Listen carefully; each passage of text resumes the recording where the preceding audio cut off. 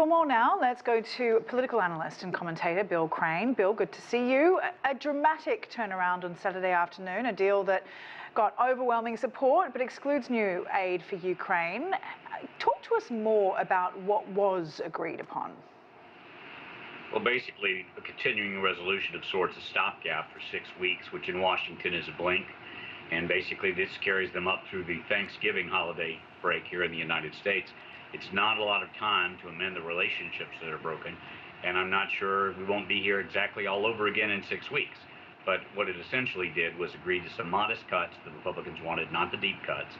It excluded or removed aid to Ukraine and their ongoing battle and war with Russia, and that was something that the Freedom Caucus, led by the voice of Marjorie Taylor Greene, didn't want a single penny of aid in, and I believe that will come later, but it was not part of this package.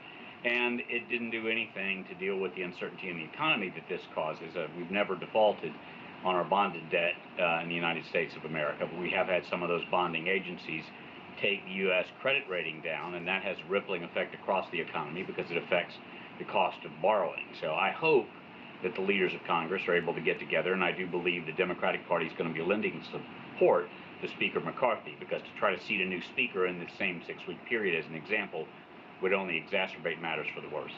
Yeah, well, House Speaker Kevin McCarthy submitted this bill in defiance of the hardliners in his own party, some of which are now seeking to oust the Speaker for relying on the votes of Democrats. Will he or the Speaker have to fight for his job in the coming weeks, and will it be the Democrats who save him?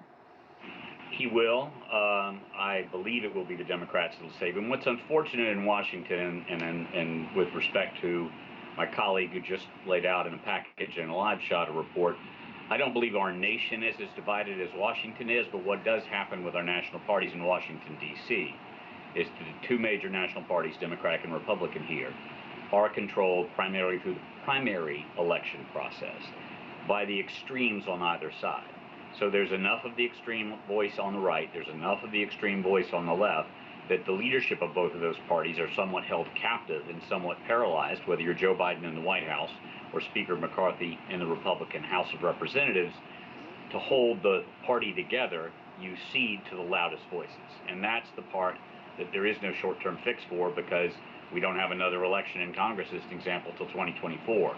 And unless Republicans and Democrats alike do a better job of attracting voters into their respective primaries and caucuses, we're going to reelect the same people, because in Congress, House side has a 96% reelect rate, the Senate has a 92% reelect rate. No matter how much we complain about the institution, we have a tendency to send the same people back. Donald Trump has supported a government shutdown. A faction of hardline Republicans are responsible for triggering what could have been a shutdown and might still be. How influential is the former president over, this quite powerful, it seems, fraction of the Republican Party? And are these lawmakers looking for a reason to look ahead for the next, national election, to try and show them who they believe is their power or their ruler that they want to work towards for next year? Of course, there was a pandemic in the second 2 years of Donald Trump's term, or the ending of his term in the first part of Joe Biden's term, that affected spending. But Donald Trump was no spendthrift when he was president of the United States, and Republicans and Democrats alike will acknowledge he had a very heavy spend administration. So now suddenly he wants to significantly reduce federal spending. I'm personally in favor of support a reduced role for federal government, but you have to make those changes over time. We have a Republican presidential candidate here, Vivek Ramaswamy is his name, who's advocating personnel cuts of up to 75% of the federal government, doing away with aides, a Trump acolyte, doing away with agencies like the FBI, the EPA, the Department of Education. One, it's not going to happen, but two, you have to remember there are also millions of Americans and their families who not only receive benefits from, but who work within those agencies.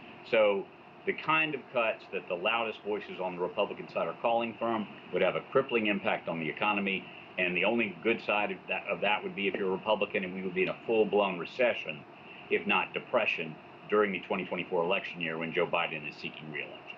All right, Bill Crane, political analyst and commentator, thank you. Take care.